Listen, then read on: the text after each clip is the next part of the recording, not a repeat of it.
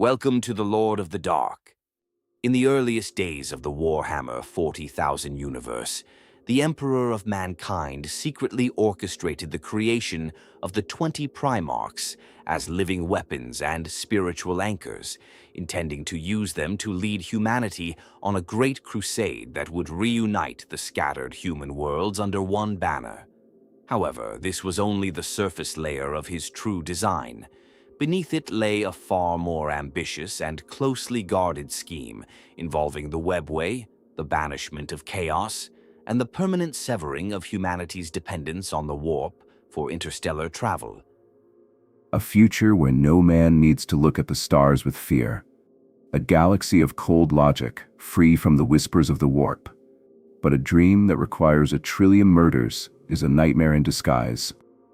The Emperor never fully disclosed this plan to anyone, not even his closest sons, and it is this secrecy that ultimately set the stage for the Horus heresy and the catastrophic unraveling of everything he had worked toward. Long before the Imperium existed, before the Great Crusade, before even the earliest wars that shaped the galaxy, there was a being who had already lived through thousands of years of human history, watching, waiting, and planning on a scale that no mortal mind could fully comprehend. The Emperor of Mankind is one of the most debated and analyzed figures in all of Warhammer 40,000 lore, and for good reason. Almost everything about him is a mystery wrapped inside a contradiction. He presents himself as a man, speaks like a general, thinks like a politician. And yet, the deeper you dig into what the lore actually tells us about his origins, the more unsettling the picture becomes. He is not simply a great man who rose to power. He is something categorically different from any other human being who has ever lived, and the question of exactly what he is has fueled fan discussion for decades. The most widely accepted reading of the lore places his birth somewhere in ancient Anatolia, in what is now modern Turkey, around 10,000 years before the events of the 41st millennium. That alone should give you pause. This is a being who was alive during the Bronze Age, who walked the earth when the earliest human civilizations were barely scratching their first cities into the dirt. But the circumstances of that birth are where things get genuinely strange and philosophically heavy. According to the lore, he was not born in the conventional sense. He was a convergence, a coming together of thousands of human shamans and psychers who had lived across prehistoric history, constantly reincarnating through the centuries, each life building on the last. When the warp began to grow more dangerous and turbulent, these souls collectively made a decision. They chose to merge. They pooled every scrap of psychic power, every accumulated lifetime of knowledge, every fragment of spiritual energy they had gathered across millennia, and they poured it all into a single birth, a single child, the Emperor. What this means on a fundamental level is that the Emperor is not one person. He is, in a very real sense, thousands of people compressed into one body. He carries within him the memories, experiences, and psychic weight of an entire lineage of proto-psychers stretching back into the prehistoric era. This is why he operates on a timescale that makes no sense for any normal human leader. When he talks about long-term planning, he is not thinking in decades or even centuries. He thinks in millennia, because he has already lived through millennia. He has watched empires rise and collapse. He has seen what happens when humanity is left without direction. He carries the accumulated grief of watching his species stumble, suffer, and destroy itself over and over again. And that grief is core to understanding why he does what he does. There is a fan theory, and honestly it feels less like a theory and more like a deeply supported reading of the text, that the Emperor's apparent coldness and emotional distance from the people around him is not cruelty or indifference. It is the natural result of being a being who has already lost everyone he has ever cared about, hundreds of times over. Every friend he made in one lifetime was dead before the next began. Every relationship he built was temporary. After enough cycles of that, the emotional calculus changes. It has to. You either shut down or you redirect that energy into something larger than any individual connection. And the Emperor chose the latter. He redirected everything into the project of saving humanity as a whole, which meant, by necessity, treating individual humans as components in a larger design rather than as ends in themselves. His psychic power is described in the lore as being virtually without equal in the material universe. He is a warp presence so enormous that he can mask entire fleets from psychic detection, project his consciousness across interstellar distances, banish demons with a thought, and sustain constructs of pure psychic energy that lesser psychers could not even perceive. During the Age of Strife, when psychers across humanity were either being killed or driven mad by the turbulence of the warp, the Emperor was not just surviving, he was active, moving through history under assumed names and identities, guiding human development from the shadows. There are hints throughout the lore that he was present at dozens of pivotal moments in human history, sometimes as a leader, sometimes as an advisor, sometimes simply as a witness who nudged events in directions that served his long-term goals. This is the part that fans find simultaneously fascinating and deeply troubling. The Emperor did not suddenly appear at the dawn of the 31st millennium with a plan. The plan had been running for thousands of years before anyone knew there was a plan. He had been preparing, positioning, and maneuvering across an incomprehensible span of time, and all of it was building towards something that he had not yet revealed to anyone. The secrecy was not incidental to his character. It was foundational to his entire method of operating. He trusted almost no one with the full picture, because in his estimation, the full picture was too dangerous, too fragile, and too important to risk through premature disclosure. What makes this origin so compelling from a narrative standpoint is that it makes the Emperor both the most sympathetic and the most culpable figure in the entire tragedy that follows. He is sympathetic because his intentions are genuinely oriented towards saving humanity from extinction-level threats that most people around him cannot even perceive. He is culpable because his method, secrecy, control, the withholding of truth, even from those who needed it most, is precisely what creates the conditions for catastrophe. And understanding that tension is essential for understanding everything that comes after. When the Emperor finally decided the time had come to act, he did not simply raise an army or forge weapons in the conventional sense.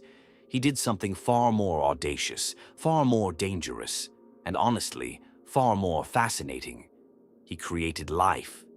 Not ordinary life, but 20 godlike beings engineered at the deepest possible level of human potential, each one a living masterpiece designed to serve specific roles in a plan that extended far beyond anything the Primarchs themselves would ever fully understand.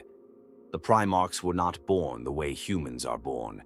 They were crafted in the Emperor's secret laboratory beneath the Himalayan mountains on Terra, grown from a combination of the Emperor's own genetic material and something far more esoteric, psychic energy, deliberate soulcraft, and what some lore scholars and fans have long argued was a conscious binding of each Primarch's spirit to certain archetypal qualities.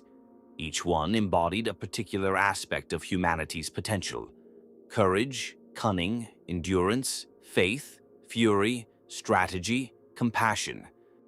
The Emperor was essentially creating a pantheon of demigods, each one a concentrated expression of human virtue taken to its absolute limit. What makes this so compelling is that these weren't random traits. They were chosen, sculpted, and encoded with purpose. The Emperor knew exactly what kind of sons he was making, which makes the tragedy of what happened to several of them feel almost unbearably deliberate in hindsight. The practical purpose of the Primarchs was clear enough on the surface. They were to be generals, leaders, living banners around which the armies of the Great Crusade would rally.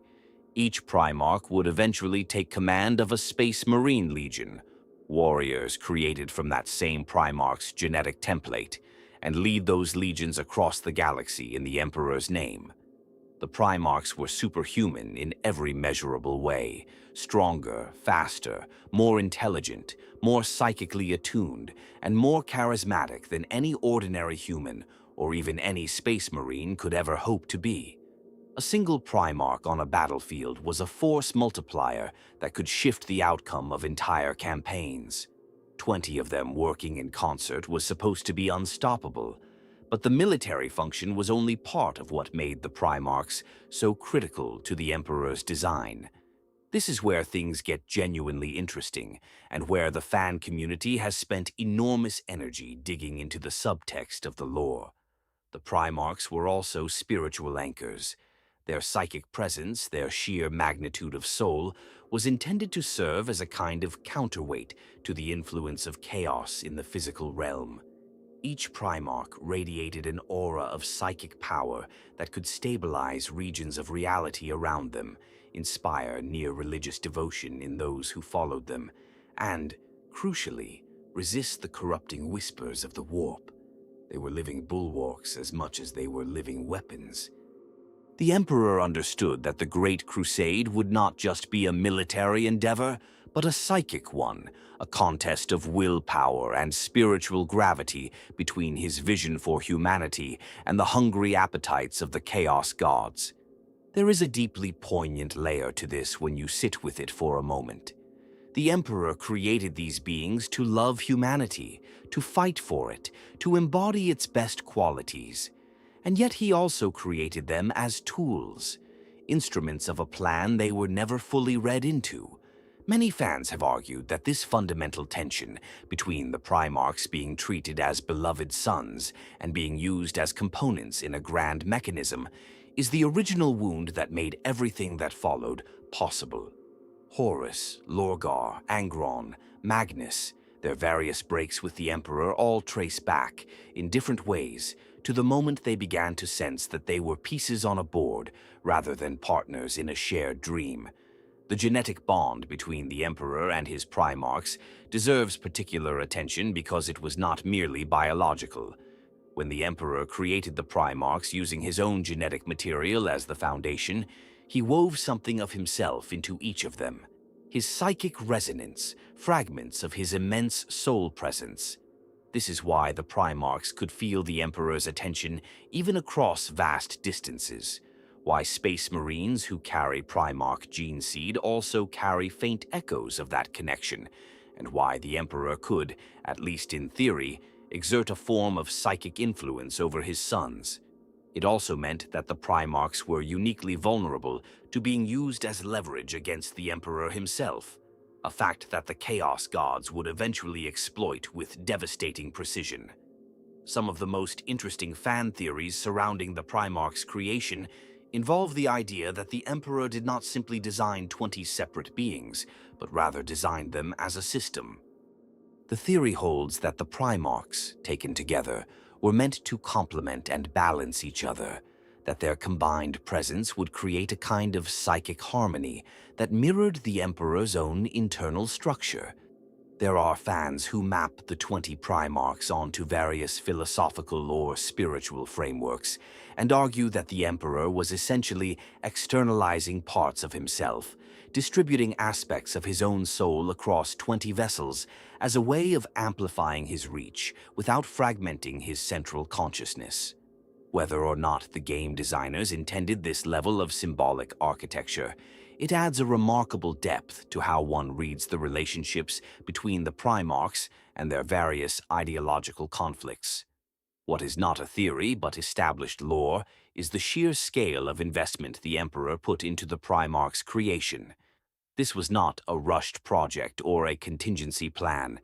It was the culmination of centuries of preparation, of psychic research conducted in secret, of knowledge accumulated across multiple lifetimes.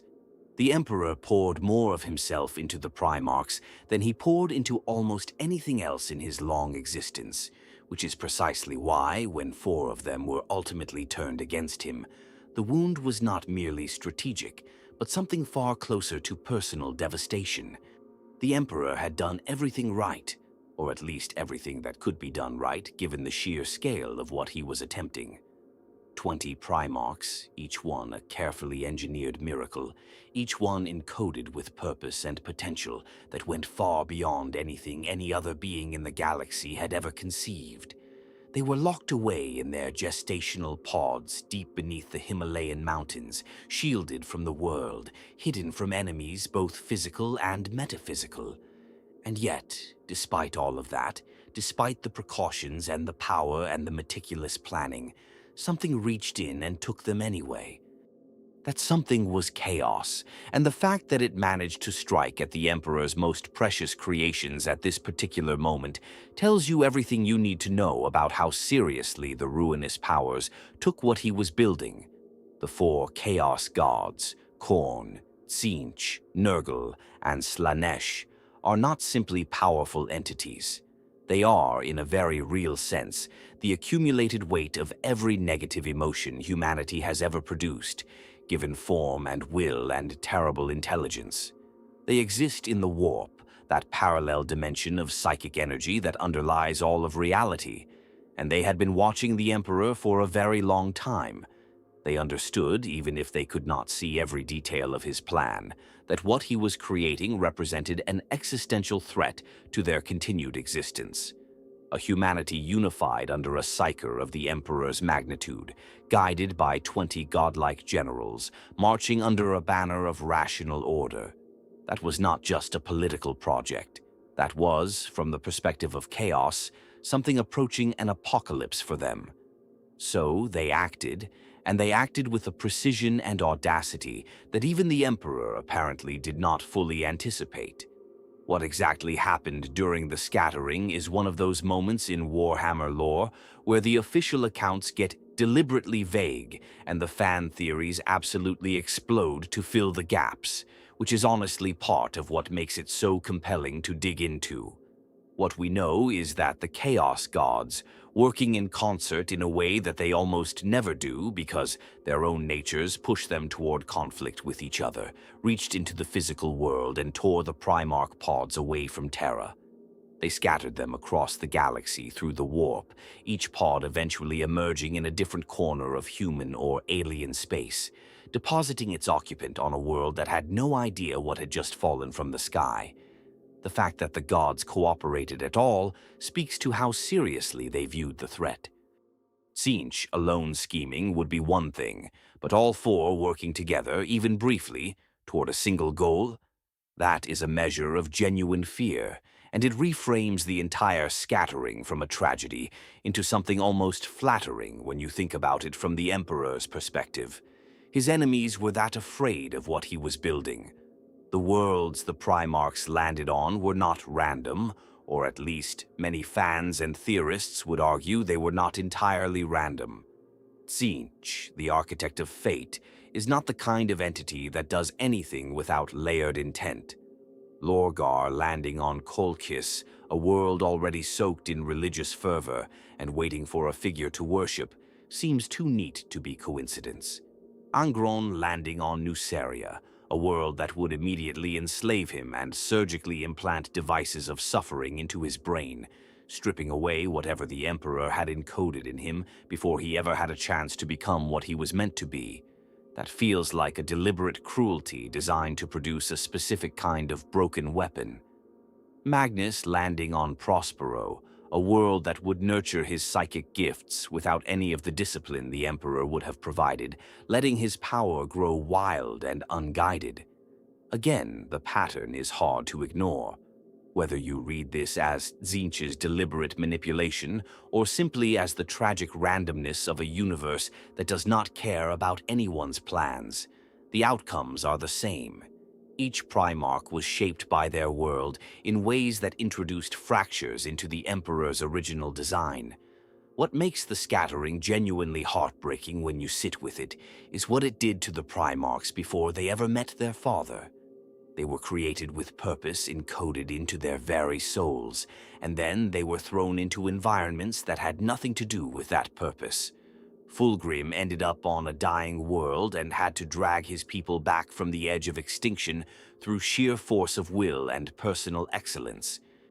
Vulcan grew up among humans who were regularly hunted by a dark Eldar raiding party as sport. Leman Russ was raised by wolves, literally, before any human contact at all. Rogel Dorn's world was a perpetual ice age. These were not nurturing environments for beings meant to eventually lead humanity's greatest military campaign. They were survival gauntlets, and every Primarch who came through them came through changed, marked, sometimes broken in ways that would not become apparent until much later. The Emperor's response to the scattering is another layer of the mystery. He could not simply go retrieve them, or if he could, he did not. And the reasons for that choice are debated endlessly. Some believe he lacked the ability to track them through the warp's chaos. Others believe he calculated that allowing them to develop independently would actually strengthen certain qualities he needed in them, which is a reading that is both plausible and deeply troubling if you follow its implications. A father who lets his children suffer because the suffering will make them useful is not a father in any conventional sense, and this is one of the central tensions in how fans engage with the Emperor as a character. He is capable of genuine care, that much seems evident in certain moments, but he is also capable of treating even his most beloved creations as instruments when the larger calculus demands it. The scattering also did something to the Emperor's timeline that cannot be understated. Whatever schedule he had originally planned for, whatever sequence of events was supposed to unfold between the creation of the Primarchs and the launch of the Great Crusade, the Chaos Gods disrupted it in ways that forced improvisation. The Primarchs were gone. The plan had to continue without them, at least for a time, which is why the Space Marine Legions were created from the Primarchs' genetic material before the Primarchs themselves were found. The legions went to war without their fathers, guided by the Emperor directly, and the reunion of each Primarch with their legion became one of the defining emotional beats of the entire pre-heresy era. But that reunion always carried the weight of everything that had happened in between, all the years of shaping and scarring that the Chaos Gods had ensured. The Emperor got his sons back. He just did not get back exactly what he had made. The Great Crusade is one of those chapters in Warhammer 40,000 lore that genuinely feels like it should be celebrated as the greatest achievement in human history, and in many ways it was exactly that. After 30,000 years of darkness, of the age of strife tearing humanity apart from the inside, of warp storms isolating entire star systems and leaving billions of people to survive or die in complete isolation, the Emperor finally moved. He stepped out of the shadows, revealed himself to the world, and launched what can only be described as the most ambitious military and political undertaking the species had ever attempted.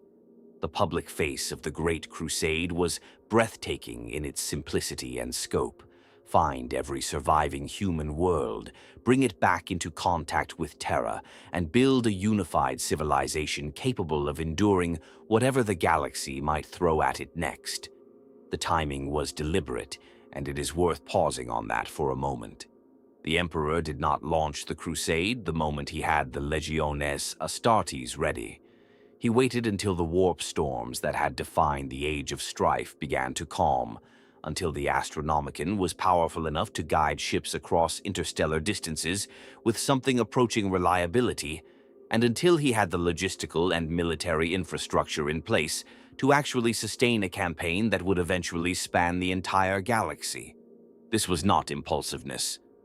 This was a man who had been planning for millennia and who understood that launching too early could doom the entire project before it had a chance to take root. The crusade began in roughly M30, and from the very first campaigns it was clear that this was something different from every previous human attempt at expansion or reunification. The Emperor himself led from the front in the early years, personally commanding forces, personally making first contact with lost human civilizations, and personally demonstrating through word and deed exactly what the new Imperium was supposed to represent. And what was it supposed to represent officially?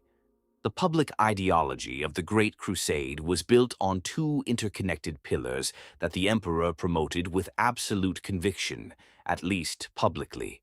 The first was the unity of humanity as a species, the idea that every human world, no matter how isolated or how strange it had become during the long centuries of darkness, was part of a single family that had a right and a responsibility to stand together. The second pillar was the imperial truth, which was perhaps the most striking and controversial aspect of the entire enterprise. The Emperor declared, categorically and without qualification, that there were no gods, that the supernatural beings humanity had been worshipping and fearing throughout its history were lies, delusions, or at best misidentified psychic phenomena, that the universe operated on rational principles that could be understood and mastered through science, reason, and human will. Religion was to be abolished. Superstition was to be replaced with knowledge. Humanity was to step into its future as a species that had finally grown up.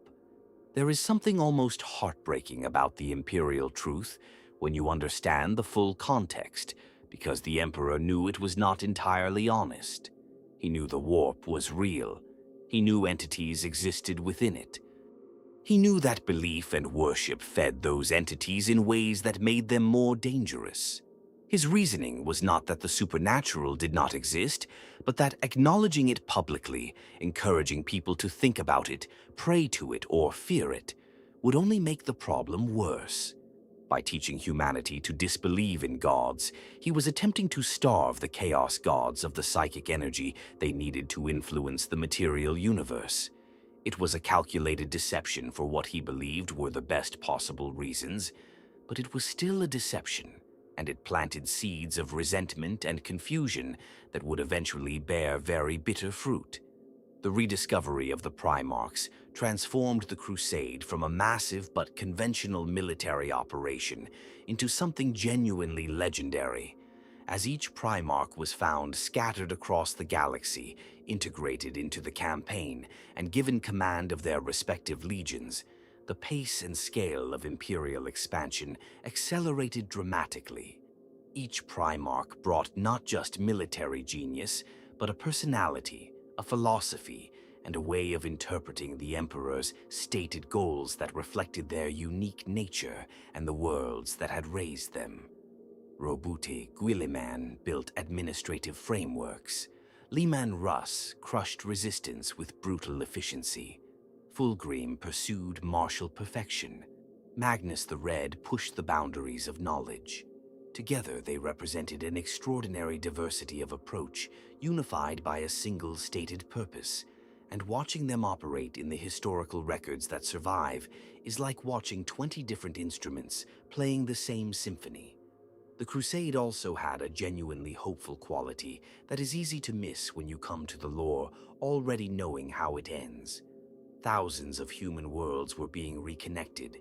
Technologies that had been lost were being recovered. Civilizations that had been struggling alone for centuries were suddenly part of something vast and protective. There were atrocities, certainly, and compliance was not always gentle, but there was also real joy in the reunifications, real relief among populations that had spent generations wondering if anyone else was out there. The Emperor's soldiers were not just conquerors in the simple sense. They were, in the best moments of the Crusade, genuinely liberating people from isolation and fear. What the Crusade was not, and what nobody outside the Emperor's innermost circle understood at the time, was the final goal. The galaxy-spanning military campaign, the political unification, the ideological transformation through the imperial truth. All of it was real, all of it mattered, but none of it was the destination.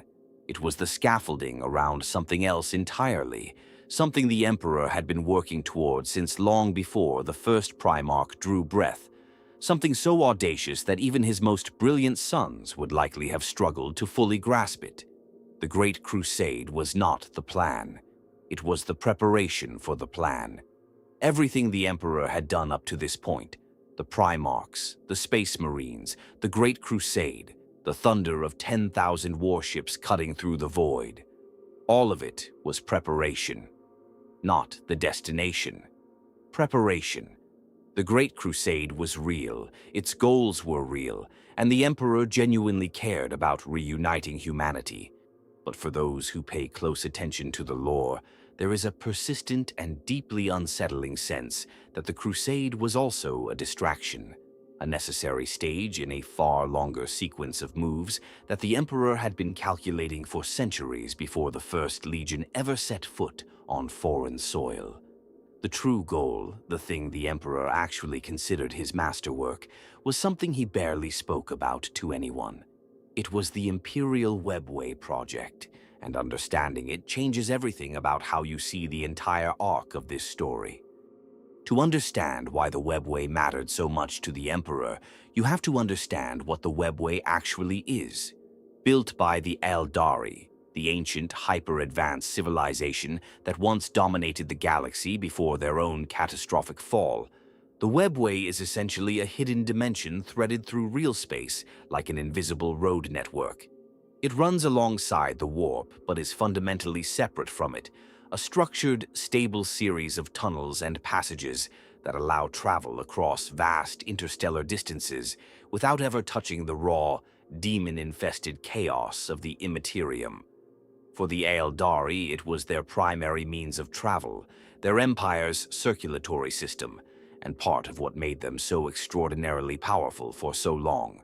When their civilization collapsed and the Eye of Terra tore itself open, much of the Webway was damaged, corrupted, or abandoned, but the infrastructure itself survived in fragmented, partially functional form, threading through the galaxy like a shattered but still partly navigable highway.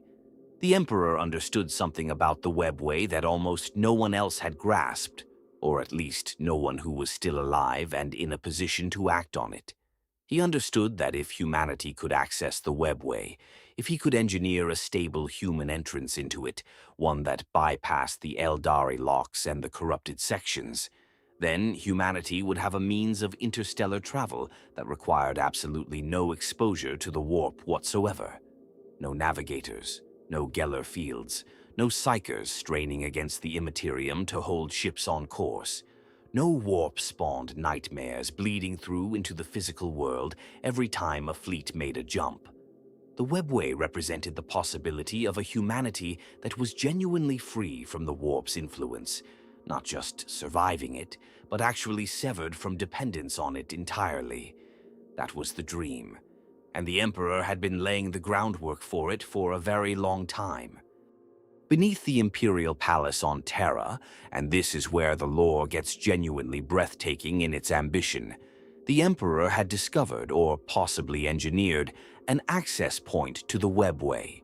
The Eldari had left connective threads of their network woven through real space across the entire galaxy, and Terra itself had one such connection point buried deep in its ancient geology. The Emperor had found it, studied it, and begun the monumental work of expanding and stabilizing it into something that could serve as a gateway for human use. The project required a level of psychic engineering that staggers the imagination. He was essentially performing surgery on a dimensional structure built by a civilization that had been refining it for millions of years, adapting it for a species whose relationship with the warp was fundamentally different from the Eldari's. The complexity of this work was so extreme that it required the Emperor's direct and constant personal attention. He could not simply delegate it. No Primarch, no sorcerer, no council of psychers could substitute for him in this task. Only he had the psychic magnitude and the accumulated knowledge to actually do it. This is the detail that fans return to again and again when discussing the Emperor's choices, because it explains something that otherwise seems almost incomprehensible: why he eventually stopped leading the Great Crusade in person and retreated to Terra. To the Primarchs and to the broader Imperium, this withdrawal looked like abandonment. It looked like the Emperor was stepping back from the thing he had built, handing control over to Horus as War Master and trusting the Crusade to continue without him. Some of the Primarchs accepted this. Others, Lorgar, Magnus, Perturabo, felt it as a wound, a rejection, a sign that the Emperor's interest in his sons was diminishing. But the reality was that the Emperor had reached the point in the Webway project where the work could no longer be postponed. Every day he spent at the front of the crusade was a day the Webway project stalled, and every day it stalled was a day humanity remained shackled to the warp, exposed to its dangers, vulnerable to the Chaos Gods who had already demonstrated they were willing to act against the Emperor's designs. What makes this so emotionally resonant for fans of the lore is that the Emperor's intentions were genuinely good in the grandest possible sense. He was not retreating out of arrogance or indifference. He was sacrificing the appearance of leadership, sacrificing his relationships with his sons, sacrificing the visible role of conqueror father, because he believed the Webway was the key to everything. If it worked, humanity would be safer than it had ever been. The Chaos Gods would lose their primary leverage over the human species. The nightmare of warp travel, the mutations, the possessions, the catastrophic failures that had haunted humanity for 30,000 years would become history. It was the most ambitious protective act in the history of the species, and almost no one knew it was happening. To understand why the Webway project was so revolutionary, you have to first understand just how catastrophically dangerous the warp actually is for humanity, and why the Emperor considered that danger to be an existential threat that could not be managed indefinitely, only eliminated. The warp, for those still piecing together the cosmology of this universe, is not simply a hazardous road that ships travel at their own risk. It is a living, malevolent dimension, shaped by the emotions of every sentient creature that has ever existed. Every feeling of fear, rage, despair, joy, ambition, and obsession bleeds into it like dye into water, and over the millennia, those psychic accumulations have congealed into entities of terrifying intelligence and power. The Chaos Gods, Khorne, Tzeentch, Nurgle, Slanesh, are not metaphors. They are the literal crystallization of billions of years of mortal suffering and desire, and they are actively predatory. Every time a human psyker opens their mind to the warp, every time a navigator peers into it to guide a ship through the Imperium, every time a vessel drops out of real space to make an interstellar jump, humanity is essentially cracking open a door into a dimension that wants to consume it. The navigator houses, the Astronomicon, the entire psychic infrastructure that the Imperium had built its interstellar civilization upon. All of it was, in the Emperor's view, a desperate and ultimately temporary solution. Navigators were human psykers bred over generations specifically to withstand the warp's influence long enough to guide ships through it, but they still went mad, still died young, still occasionally lost themselves to corruption. The Astronomicon, that massive psychic beacon burning from Terra that allowed ships to navigate the warp at all, consumed the lives of thousands of psykers every year just to stay lit. The entire system was built on sacrifice, on managed catastrophe, on the assumption that humanity could keep paying the toll indefinitely. The Emperor knew it could not. Every psyker born into the human population increased the collective psychic footprint of the species, which made humanity more visible and more appetizing to the entities of the warp. The more humanity expanded, the more psykers it produced, the louder it screamed into the immaterium, and the hungrier the things waiting there became. The trajectory, if followed to its logical end, pointed towards something the Emperor had calculated with cold certainty, a species-level consumption event, a moment when the Chaos Gods would have accumulated enough influence over humanity to simply reach through and pull the whole species into the warp, body and soul. This is what made the Webway project not just ambitious, but, in the Emperor's mind, absolutely necessary for the survival of the human race. The ancient Aeldari network of psychic tunnels threading through the space between reality and the warp offered something that no amount of navigator breeding or Astronomicon refinement could ever provide. a way to travel between stars without touching the warp at all. The Webway exists in its own distinct layer of reality, a kind of dimensional in-between that is neither real space nor the Imperium, and crucially, it is sealed off from the influence of chaos by the architectural genius of the Eldari who built it. Ships traveling through the Webway would not need navigators. They would not need the Astronomicon. They would not be exposed to warp entities or require psychers to guide them. They could simply travel safely and quickly through a network that bypassed the warp entirely. The implications of this for humanity's long-term survival were staggering, and the Emperor had clearly been thinking about them for a very long time. If he could extend the Webway to cover human space, if he could crack the Eldari's dimensional engineering and replicate or adapt it on a scale sufficient to connect the thousands of worlds the Great Crusade was reuniting, then humanity could begin the slow process of weaning itself off warp travel altogether. Psychers would still exist, still pose a danger, but without humanity constantly dipping into the Imperium for transportation, the psychic pressure on the species would eventually diminish. The Chaos Gods would lose their primary avenue of influence. The constant hemorrhage of human souls into the warp, with every ship that jumped through the Imperium, would stop. Humanity would still be vulnerable, still be a psychic species in a universe that punished such things, but it would no longer be actively feeding the monsters that wanted to destroy it. What makes this plan so heartbreaking to analyze with the benefit of hindsight is how genuinely brilliant it was, and how completely it required everything to go exactly right. The Emperor had already begun constructing the mechanisms for this project beneath Terra itself, carving out a vast chamber beneath the Imperial Palace where he was personally working to breach the Webway and establish a stable human entrance point. He was not delegating this.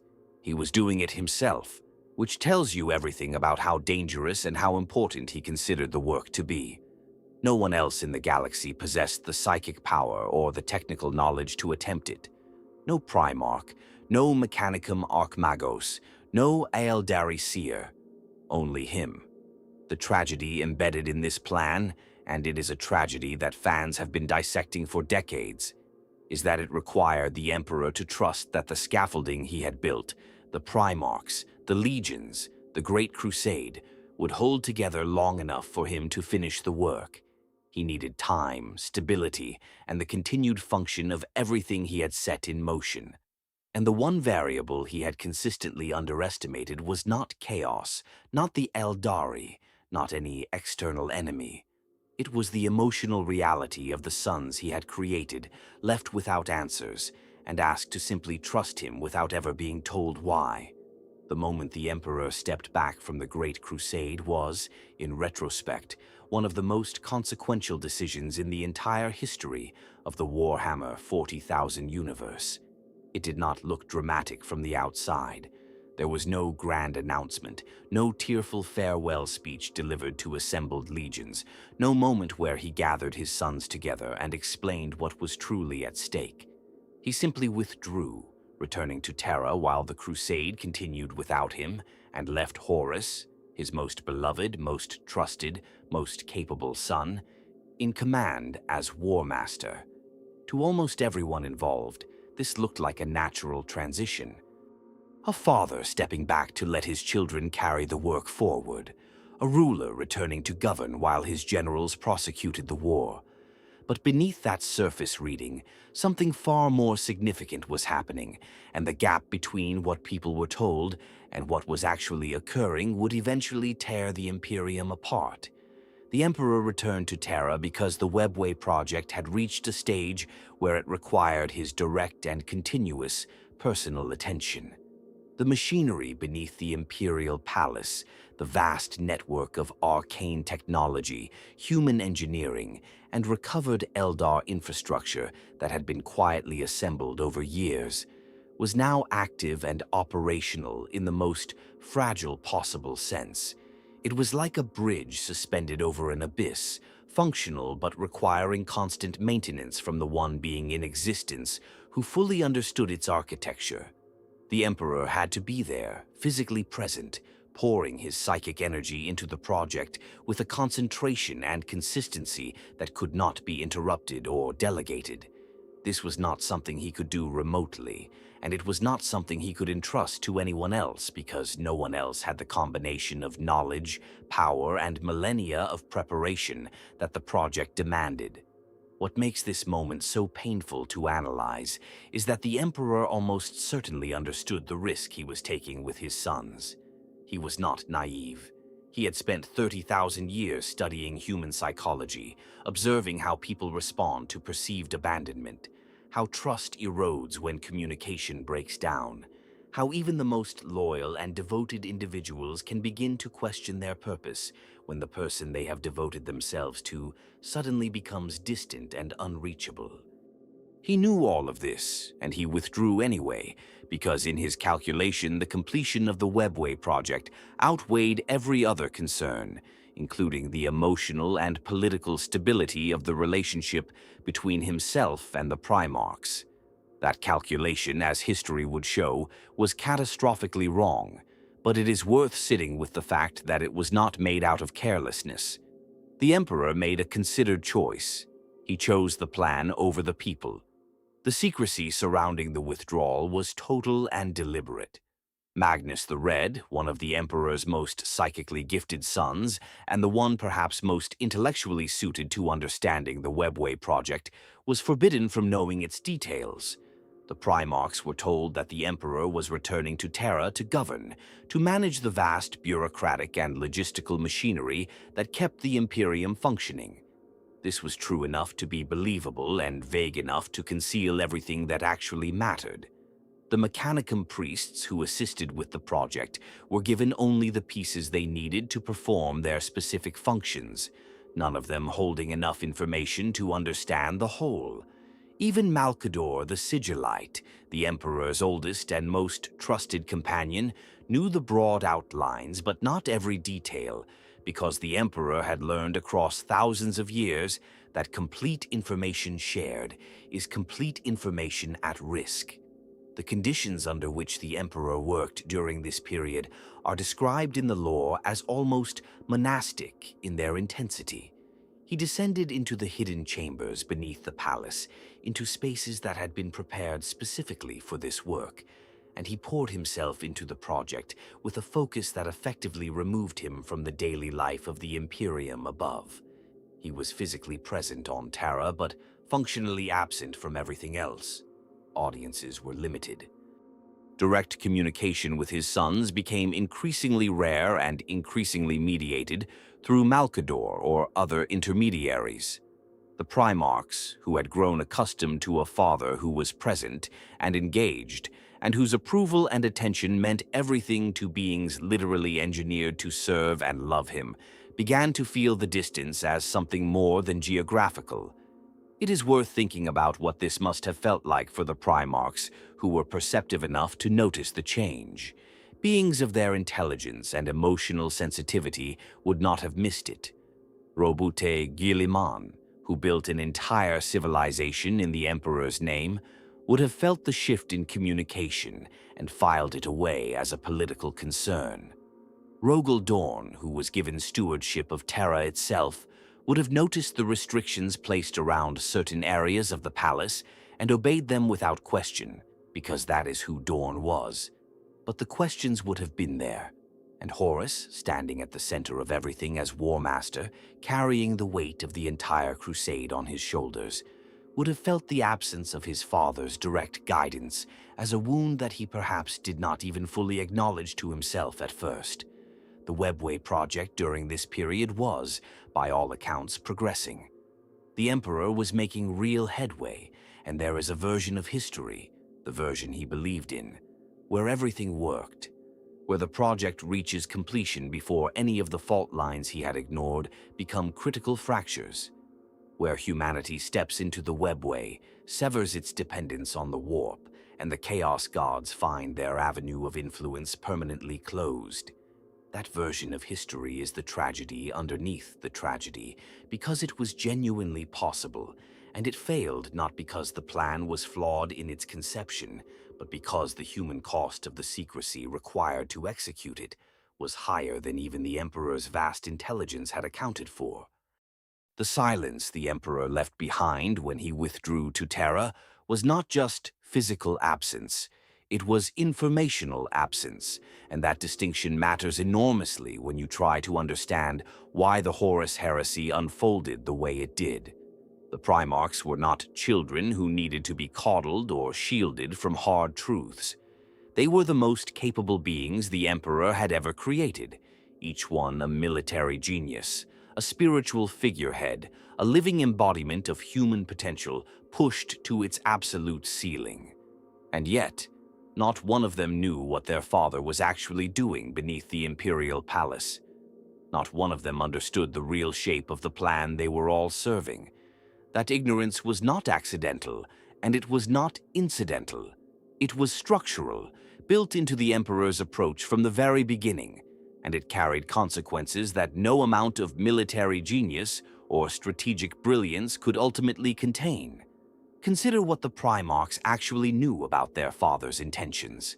They knew the stated goals of the Great Crusade, the reunification of humanity, the establishment of the Imperium, the defeat of Xenos and warp-born threats wherever they emerged.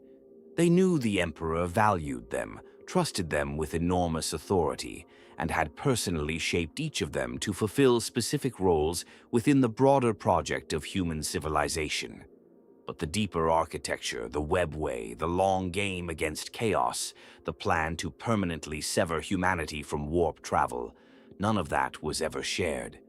The Primarchs were generals executing a campaign whose ultimate strategic objective had been withheld from them.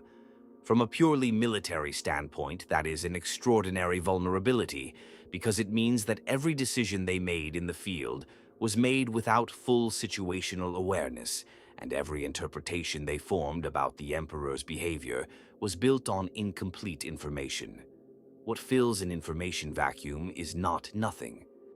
It is assumption, projection, and in some cases, manipulation.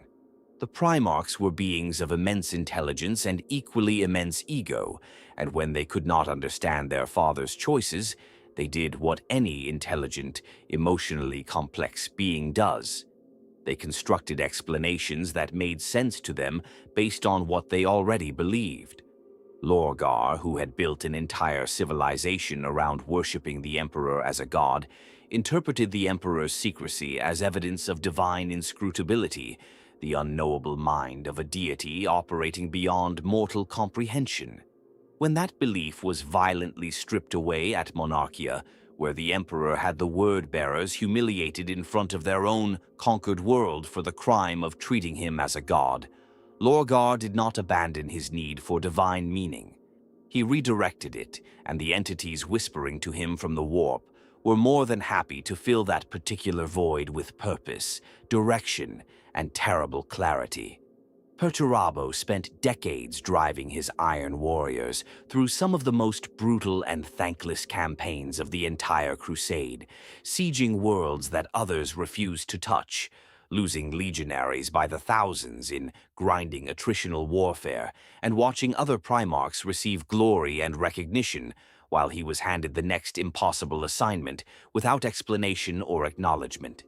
He believed the Emperor saw him as a tool rather than a son, as an instrument of destruction to be deployed and never celebrated. Whether that belief was accurate is almost beside the point, because the Emperor never gave Perturabo the context that might have changed that interpretation. He never explained what role the Iron Warriors' work truly served in the larger design. He never offered the kind of transparency that might have transformed Perturabo's bitter resentment into something more like understanding. The silence spoke for itself, and what it said to Perturabo was that he did not matter beyond his utility. Angron is perhaps the most tragic case precisely because his suffering was so visceral and so immediate that no amount of strategic explanation could have fully addressed it. He had been enslaved, forced to fight in gladiatorial arenas, had the butcher's nails hammered into his skull in a process that slowly destroyed his capacity for peace and replaced it with a permanent state of agonized rage. The Emperor had the ability to remove those implants, or at least the lore strongly implies he possessed the knowledge and power to try, and he chose not to, apparently calculating that interfering with the nails would kill Angron, and deciding the Legion was more valuable than the man leading it. He never explained that calculation to Angron. He never sat with his son, looked him in the eyes, and told him the truth of what had been decided and why.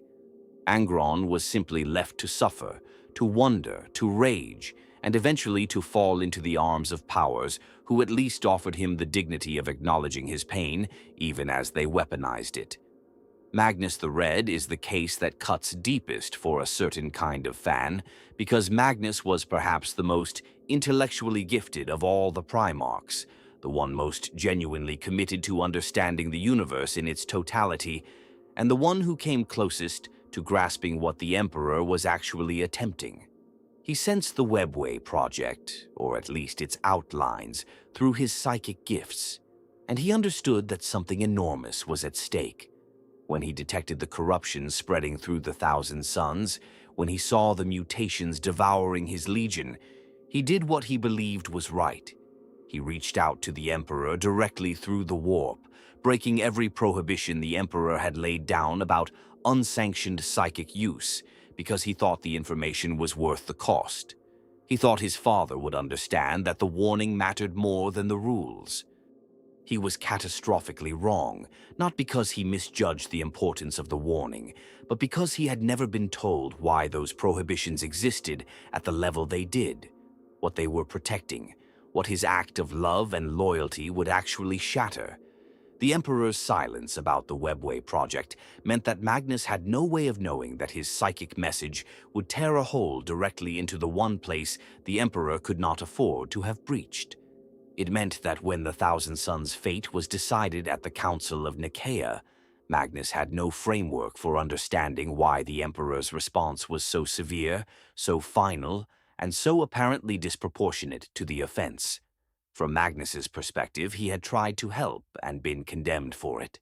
From the Emperor's perspective, Magnus had compromised years of irreplaceable work and exposed the Webway to demonic incursion in a single moment of well-intentioned catastrophe. Both perspectives were true, and both were the direct product of a father who had never trusted his sons with the full truth. There is a school of fan thought that argues the Emperor's secrecy was not just strategically rational, but emotionally revealing, that it tells us something important and uncomfortable about how he actually related to the Primarchs. He created them, yes, but did he trust them? Trust, real trust, means sharing vulnerability, means acknowledging that another person's judgment matters in the places where your own judgment might fail. The Emperor never did that with his sons. He told them what they needed to know to execute their roles, and no more. He treated the full truth of his vision as something too important, too fragile, too consequential to be entrusted to anyone else, even the beings he had specifically engineered to help him carry it. That is not the behavior of a father who trusts his children. That is the behavior of a man who, at some fundamental level, trusts only himself. And the tragedy is that this distrust, whether it was born from wisdom, arrogance, paranoia, or some impossible combination of all three, became self-fulfilling. The sons who were not trusted with the truth sought truth elsewhere. The sons who were not given context constructed their own. The sons who were left without explanation filled the silence with grievance, with doubt, with the kind of spiritual hunger that the Chaos Gods had spent millennia learning exactly how to feed. The Emperor built 20 of the most extraordinary beings who ever existed, and then withheld from them the one thing that might have kept them whole. Horus Lupercal had always been the favorite, and everyone knew it. That was never really a secret within the Legion hierarchy or among the Primarchs themselves. The Emperor had chosen him as War Master not simply out of affection, though the affection was genuine and deep, but because Horus was genuinely the most complete of all the Primarchs, the one who combined martial brilliance with political intelligence, charismatic leadership with strategic patience, and an almost supernatural ability to hold the loyalty of both his brothers and his subordinates simultaneously. He was the Emperor's mirror in many ways, the son who most resembled the father, and that resemblance made what happened to him all the more devastating to contemplate. The corruption of Horus did not happen overnight, and it did not happen because he was secretly weak or secretly evil. That interpretation, popular in some corners of the fandom, fundamentally misses what makes his fall so tragic and so thematically rich. Horus fell because he was strong, because he was proud, because he cared deeply about his brothers and his legions, and believed with genuine conviction that he was fighting for something real. The Chaos Gods did not find a hollow man and fill him with darkness. They found a man already full of loyalty and ambition and love, and they twisted those things, slowly and with extraordinary patience, into something unrecognizable. The mechanism of that corruption ran through the Davanite lodges and the planet of Davin itself, a world already steeped in chaos, influenced long before Horus arrived. The warrior lodges had spread through several legions by this point, operating as fraternal organizations that the Emperor had never formally sanctioned and that Malkador had observed with growing unease. When Horus was wounded during the campaign on Davin's moon, the wound was no ordinary injury. It was inflicted by a weapon soaked in chaos corruption, a blade that carried warp taint directly into his body. And as he lay dying, his soul was drawn into a vision constructed by the Chaos Gods with meticulous care. What he experienced in that vision was a lie, but it was a lie built entirely from truths he already half believed. He was shown a future. Not the future the Emperor had promised, but the future that would actually come, or so the vision claimed. He saw the Imperium as it would eventually become, a theocratic nightmare built on his father's deification, where the Space Marines were worshipped as angels and the Emperor sat enthroned as a god over a galaxy of slaves. He saw his brothers reduced to instruments of blind devotion, their names turned into religious iconography, their deeds stripped of meaning and replaced with myth. And crucially, he was told that the Emperor had always intended this outcome, that the Crusade was never about freedom or human potential, that it was always about the Emperor securing his own divine rulership, and that the Primarchs were simply the tools through which that rulership would be established. This is where the Emperor's secrecy becomes truly catastrophic in its consequences, because Horus had no framework for evaluating that vision against reality. He had no knowledge of the Webway project, no understanding of the Imperial Truth's genuine philosophical purpose, no insight into why the Emperor had withdrawn from the Crusade or what he was actually building beneath the palace. The vision filled a void that the Emperor himself had created through decades of withheld information. Every question Horus had ever quietly suppressed about his father's true motives, every moment of uncertainty he had pushed aside in favor of loyalty, the vision answered all of them in the worst possible way. And because those questions were real, because the uncertainty was genuine, the answers felt real too. When Horus emerged from the Davanite temple, he was changed. The physical wound was healed, but something fundamental had shifted inside him. The corruption worked gradually even after that, moving through his psychology rather than simply possessing him outright, which is part of what makes the heresy narrative so compelling from a storytelling perspective. He did not immediately declare war on the Emperor. He continued the crusade for a time, continued leading his brothers, continued projecting the image of the loyal war master. But he began to plan, and he began to test, and he began to reach out to those among the Primarchs and Legion commanders who had their own grievances, their own doubts, their own moments of feeling overlooked or deceived. The brothers who fell with him were not simply weak men seduced by power. Magnus had already been damned before the heresy formally began, his attempt to warn the Emperor through psychic means, destroying the very protections the Emperor had spent years constructing around the Webway project. That act of desperate love, Magnus reaching out to save his father from Horus's betrayal inadvertently became one of the triggers for everything falling apart. Mortarion harbored a deep and abiding hatred of Psykers that made him receptive to Nurgle's promises of a universe where the warp's influence could be purified through decay. Lorgar had already turned long before Davin, his faith needing a divine object so desperately that when the Emperor denied him that relationship, he found it in the Chaos Gods instead. Horus did not create the conditions for their corruption so much as he recognized and harvested them. The unraveling of the Emperor's design accelerated at Istvan III, where Horus revealed his hand by turning on his own loyal Marines, then at Istvan V, where the Alpha Legion, Iron Warriors, Night Lords, and Word-Bearers ambushed the Loyalist legions sent to bring him to account in what became known as the Drop Site Massacre. By that point, the Emperor's carefully constructed architecture of the Great Crusade had been shattered beyond repair. Half the Primarchs were either traitors or dead or isolated, the legions were fractured, and the Webway project, already catastrophically damaged by Magnus's psychic intrusion, was fighting a war of its own beneath the Imperial Palace as demonic forces poured through the breached tunnels.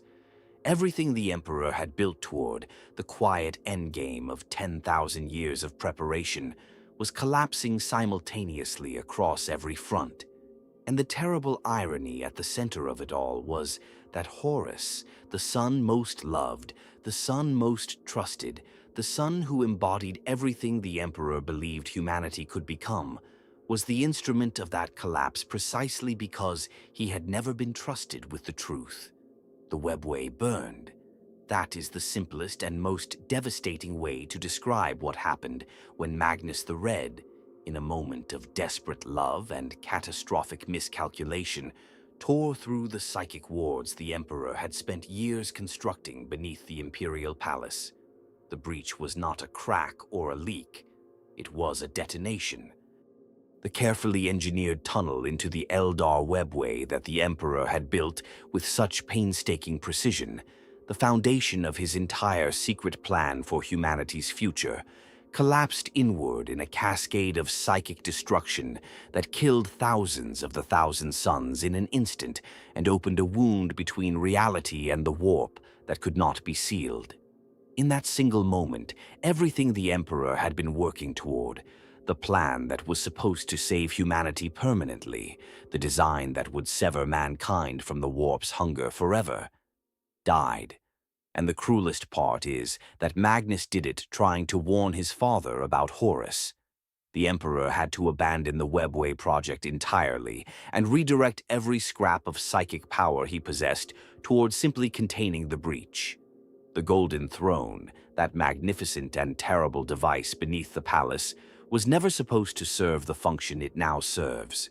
It was an interface, a control mechanism for navigating the Webway, a throne of exploration and liberation. Instead, it became a life support machine and a psychic bulwark simultaneously, a plug in a wound that could never fully heal, and the Emperor himself became its prisoner. He who had walked freely through 30,000 years of history, who had shaped empires and guided generations, who had fought demons and negotiated with alien intelligences and engineered demigods in secret laboratories, he became immobile, trapped in a chair, sustaining himself on a diet of sacrificed souls just to keep the barrier holding. The irony is so complete and so brutal that it almost feels engineered by something malicious. And given what we know about the Chaos Gods, perhaps it was. What makes the collapse so agonizing to examine, and what keeps fans returning to this period of lore again and again, is that almost every catastrophic failure traces back to the secrecy. The Webway project failed because Magnus broke the wards, but Magnus broke the wards because he had no idea they existed and was panicking about a threat that could have been communicated through legitimate channels if anyone had known who to trust with the information. Horus fell because he was wounded on Davin and exposed to the Chaos God's whispers in a moment of vulnerability.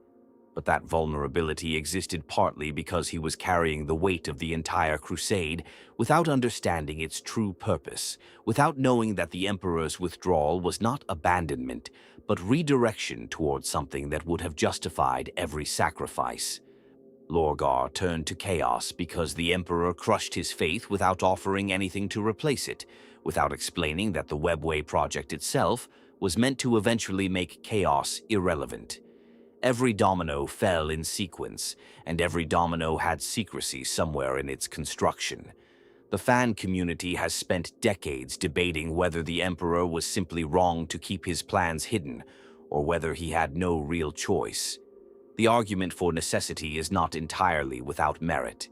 The Chaos Gods were always listening, always probing, always looking for weaknesses to exploit, and a plan explicitly designed to permanently diminish their power over humanity would have been their highest priority target the moment it became known. The Emperor's secrecy was arguably a security measure taken to protect the most important project in human history from enemies who existed partly within the minds of those he might have confided in. But then, you look at the results and the argument for necessity starts to feel like rationalization. A plan so secret that its failure was guaranteed by the very secrecy intended to protect it is not a good plan, no matter how brilliant the underlying idea. The Emperor calculated everything except the emotional reality of beings who needed to understand their purpose to remain committed to it. There is also the question of what the Emperor's plan actually assumed about human nature, and whether those assumptions were ever realistic. The Webway project required the Crusade to succeed, required the Primarchs to remain loyal, required the Thousand Sons to never act unilaterally out of love and desperation, required Magnus to trust the Emperor's silence more than his own instincts. It required a level of obedience from beings who were engineered to be extraordinary, independent, and passionate. The Emperor seems to have understood humanity's spiritual hunger in cosmic terms. He built the Webway project partly to address that hunger, but to have missed it in intimate terms, in the relationship between a father and his sons, who were screaming for acknowledgement and truth. He saw the galaxy and missed the room. The Horus heresy did not just break the Emperor's plan, it shattered the version of humanity that plan was meant to create. The Imperium that emerged from the ashes of the heresy is almost the precise opposite of what the Emperor intended. It is superstitious where he wanted it rational, theocratic where he wanted it secular, dependent on the warp where he wanted it free, fragmented and fearful where he wanted it unified and confident. The imperial cult that venerates the Emperor as a god, the very thing he explicitly forbade, the thing he considered a dangerous regression, became the ideological foundation of the civilization that carries his name. He is worshipped in death, or near death, by billions who believe in exactly the kind of warp-empowered religion he spent his entire life trying to prevent humanity from needing. If the Chaos Gods have a sense of humor, and the lore suggests they absolutely do, this is the punchline. And yet the Emperor is not entirely without agency even now. The Golden Throne sustains him in a state that cannot quite be called life and cannot quite be called death. And there are those in the lore who believe he is still thinking, still planning, still reaching outward through the currents of the warp in ways that nobody fully understands. The Perpetuals who knew him, the few beings still alive who remember what he actually intended, carry that knowledge like a wound. Olivia Sureka, John Grammaticus, others scattered across the galaxy. They remember a being who was genuinely trying to save humanity, who made catastrophic mistakes in the execution, and who now exists in a state of perpetual suffering that might be the longest penance in history. The tragedy of the Emperor's hidden plan is ultimately the tragedy of a mind so vast it lost sight of the human scale of its own consequences. He thought in millennia and missed the moments. He planned for the salvation of an entire species and neglected the individual sons who needed to understand their father's love to remain his sons. He built the most ambitious project in human history in secret and was destroyed by that secrecy more completely than any enemy could have managed. The Webway sits silent beneath the palace, a monument to what might have been, and the Emperor sits above it on his golden prison, sustaining a civilization that is the shadow of his dream rather than its fulfillment. If you found this journey through one of 40k's most layered and heartbreaking stories worthwhile, subscribing to the channel means more explorations like this one are coming your way.